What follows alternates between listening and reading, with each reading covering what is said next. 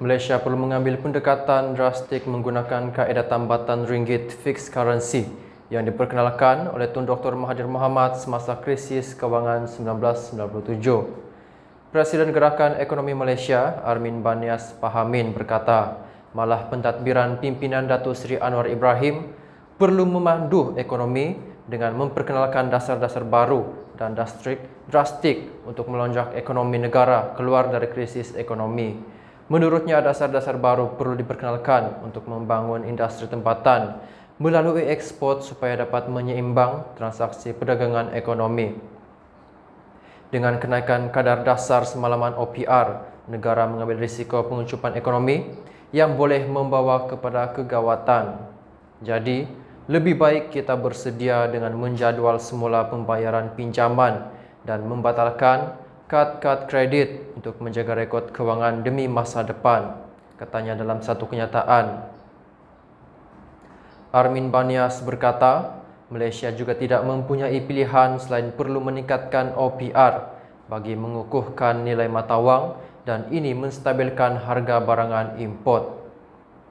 Ringgit semakin susut nilai kerana berada dalam pasaran dalam bentuk tunai yang banyak termasuk dalam stimulus fiskal dan 145 bilion ringgit dari pengeluaran kumpulan wang simpanan pekerja semasa pandemik.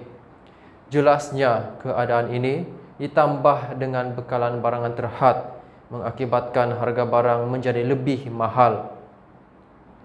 Peningkatan OPR akan mengurangkan aliran tunai dalam pasaran dan mendorong kepada simpanan, malah kadar pinjaman rumah, kad kredit, overdraft dan pinjaman kereta baru juga menjadi lebih mahal dan ini akan membendung perbelanjaan.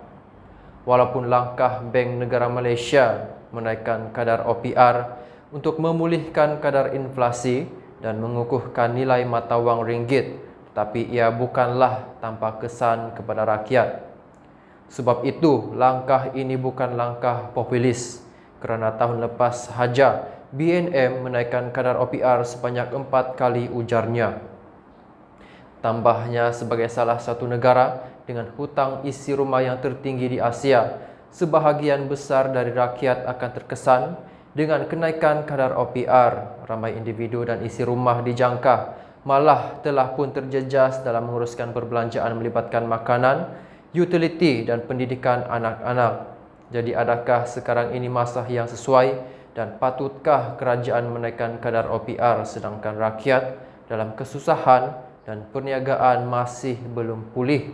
Ujarnya, Malaysia tiada pilihan kerana dipengaruhi kuat oleh dasar monetari Amerika.